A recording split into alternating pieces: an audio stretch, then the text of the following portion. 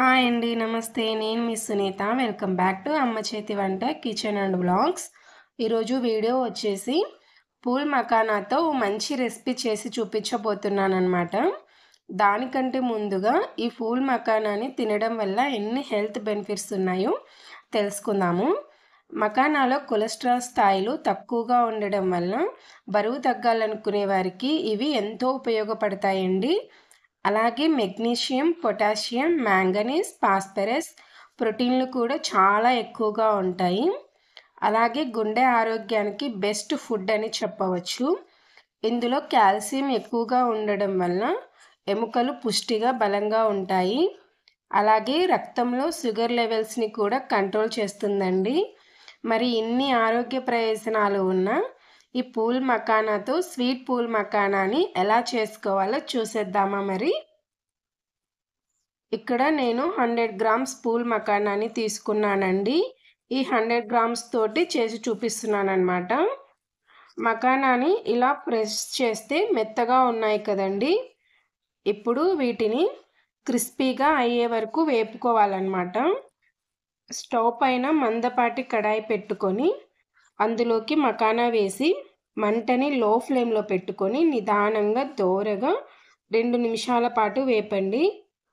మంటని ఎక్కువగా పెడితే త్వరగా మాడిపోయి మాడు వాసన వస్తాయండి. అందుకే లో ఫ్లేమ్లో పెట్టుకొని నిదానంగా వేపండి. అలాగే ఇలా వేపుకున్నప్పుడు మకానా అనేది డబల్ అవుతుందండి. వీడియోలో చూపిస్తున్నాను కదా, ఈ విధంగా అవుతాయన్నమాట. అలాగే ఇవి వేగాయో లేదో అని తెలుసుకోవాలంటే ఒక మకానాని తీసుకొని ఇలా ప్రెస్ చేస్తే క్రిస్పీగా అవ్వాలన్నమాట. ఇలా వేగిన వీటిని వేరొక ప్లేట్లోకి తీసుకొని పక్కన పెట్టుకోండి.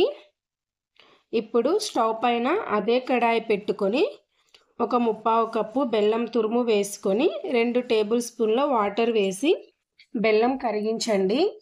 ఇక్కడ మీకు ఎంత బెల్లం తీసుకోవాలని అర్థం కాకపోతే ఒక టిప్ చెప్తానండి.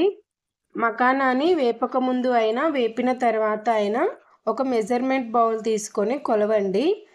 5 కప్పుల మకానాకి 1 కప్పు బెల్లం అయితే కరెక్ట్గా సరిపోతుందండి.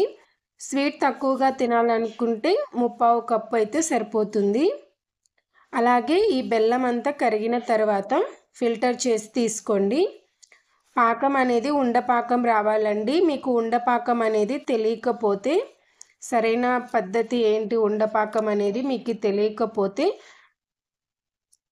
ఒక టిప్ చెప్తానండి. ముందుగా కడాయిలోకి 1 టీ స్పూన్ నెయ్యి వేసి బెల్లం వేసి వాటర్ ఏం లేకుండానే బెల్లాన్ని పూర్తిగా కరిగించిన తర్వాత మకానాని వేసుకుంటే సరిపోతుందండి. పాకం అనేది కరెక్ట్ అవుతుందన్నమాట. చూడండి, నాకైతే ఇప్పుడు ఇక్కడ పాకం అనేది ఈ విధంగా తయారైందండి. ఇలా తయారైన తర్వాత మంచి ఫ్లేవర్ కోసము 1 టీ స్పూన్ యాలకుల పొడి వేసి కలిపి 1 లేదా 2 టేబుల్ స్పూన్ల నెయ్యి వేసి మనం ముందుగా ఫ్రై చేసి పెట్టుకున్న మకానాని కూడా వేసి మంటని లో ఫ్లేమ్లో పెట్టి బెల్లం పాకం అంతా కూడా మకానాకి పట్టేలాగా 2 నిమిషాల పాటు కలిపి స్టవ్ ఆఫ్ చేసి పక్కన దింపేసి పూర్తిగా చల్లారనివ్వండి. మీకు వీలైతే ఈ మఖానాని నెయ్యి అప్లై చేసిన ప్లేట్లోకి తీసుకోండి. ఇప్పుడు చూడండి, మఖానా అనేది ఇలా చల్లారి గోరువెచ్చగా ఉన్నప్పుడే ఇలా ఒక్కొక్కటిని సపరేట్ చేసుకోవాలన్నమాట. గట్టిగా అయితే సపరేట్ చేసుకోవడానికి రాదు.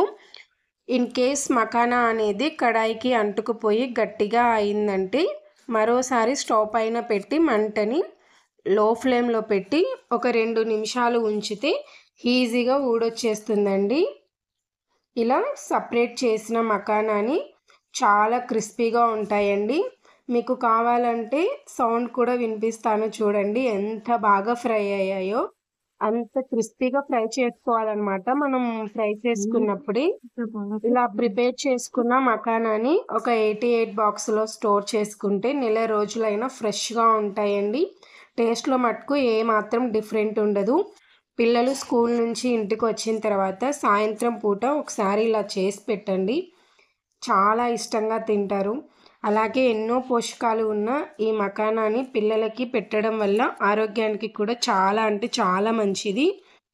అలాగే ఈ స్వీట్ మకానాని ట్రై చేసి మీకు ఎలా కుదిరిందనేది మీ ఫీడ్బ్యాక్ని కామెంట్ సెక్షన్లో చెప్పడం అస్సలు మర్చిపోకండి. అలాగే వీడియో నచ్చితే ప్లీజ్ లైక్ చేయండి, మీ ఫ్రెండ్స్ అండ్ ఫ్యామిలీస్కి షేర్ చేయండి.